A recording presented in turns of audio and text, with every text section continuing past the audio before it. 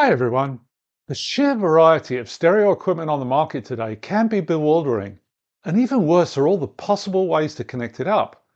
I'm going to start with the simplest system, and by the end of this video, you'll be able to hook up any stereo with any combination of sources: TV, LP records, Bluetooth, Wi-Fi, CDs, or a computer. We'll start with the speakers because every system has them. Speakers come in many shapes and sizes, but there are two basic types. The most common type are known as passive speakers.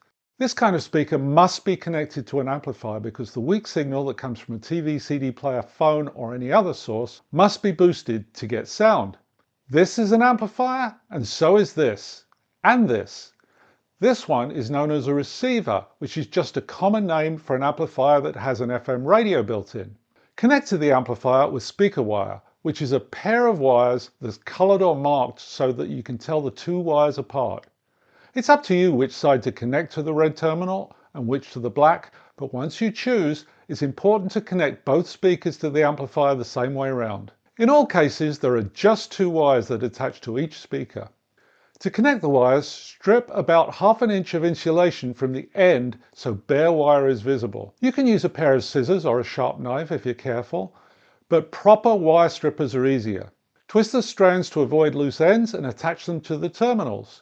Most speakers use one of two terminal styles. One common terminal type is a spring tab. Push the tab, insert the wire, then release. The other common type is the binding post. You poke the wire through the small hole in the shaft and screw down the nut firmly. Just like speakers, amplifiers can also connect to speaker wire with push tabs or binding posts. If you have this type of binding post at your amplifier and speakers, I recommend buying speaker wire pre-made with plugs on the end. They're so much easier than bare wire. This type of plug is known as a banana plug. It's not a great name because they're straight and not yellow. Apparently early versions looked a bit like a peeled banana and the name stuck. Anyhow, these cables are not expensive and come in a variety of lengths. Here's a pro tip. The banana plugs will work with the terminal nuts loose, but do make sure they're screwed down tightly because rattling nuts can make it sound like you have blown speakers.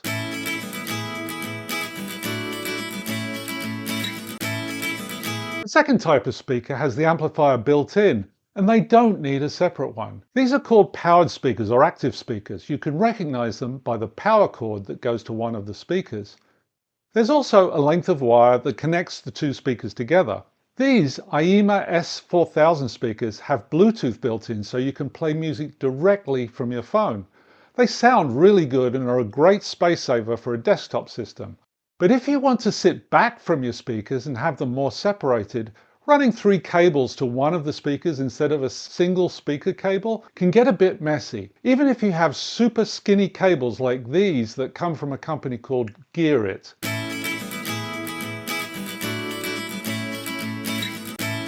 On any amplifier, the signal that needs boosting goes in through a set of these sockets called RCA jacks, named for the old Radio Corporation of America. RCA has been the standard connection for decades, so RCA cables are cheap and common. Virtually all CD players, TV adapters and Wi-Fi streamers have RCA outputs that can connect to any amplifier. The outputs of all these devices are known as line level signals, and any of them can be connected to any RCA line level input. For example, if you want to connect a CD player to an amplifier that doesn't have an input labeled CD, any RCA input except for the phono input will work just as well. Always match colors, red to red and white to white, so the left side stays left and right side stays right.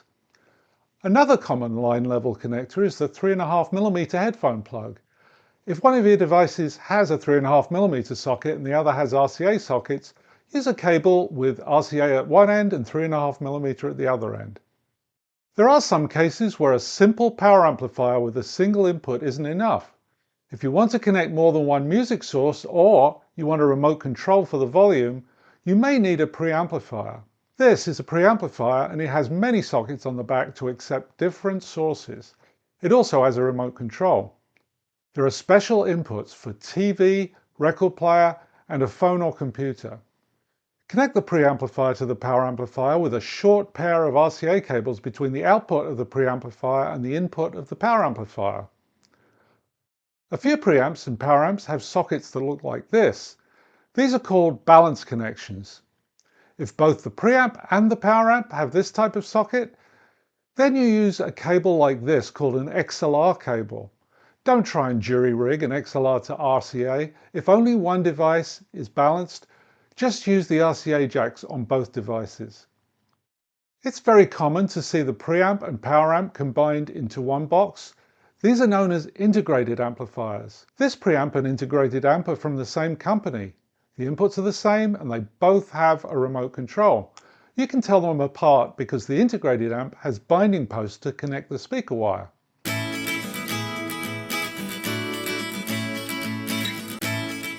Record players are a special case because the signal from a phono cartridge is even weaker than the line level signal from a CD player and needs to be boosted more.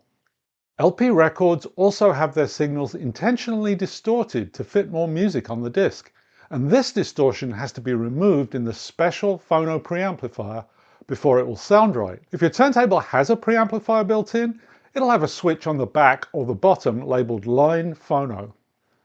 If the switch is in the line position, the turntable can be connected to any line level RCA input. If there's no switch or the switch is in the phono position, the turntable must be connected to a dedicated phono input on your amp.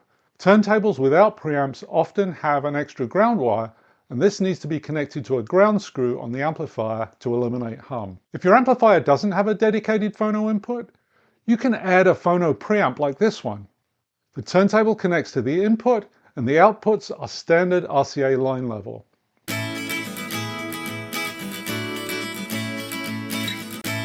Few TVs have RCA line level outputs that can be connected directly to any amplifier or receiver, but most of them don't. The best solution for modern TVs is to use the HDMI ARC port on the TV. Connect an HDMI cable to the port labeled ARC or eARC on your TV and plug the other end of the cable into the HDMI ARC port on your amplifier or receiver.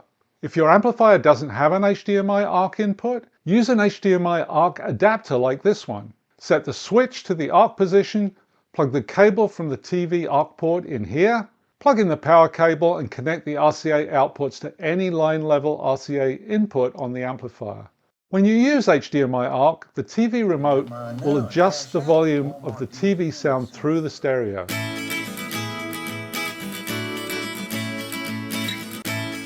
Many computers have a headphone jack. These can be connected directly to a line level input on your amplifier using a 3.5mm to RCA cable. If your computer doesn't have a headphone jack, you'll need a USB DAC. A DAC converts USB digital audio to RCA or 3.5mm line level. In most cases, the computer audio will automatically switch to the external DAC. If not, you can select the DAC in your computer's sound settings. Powered speakers are a great choice for computers because they reduce clutter on your desktop without compromising sound.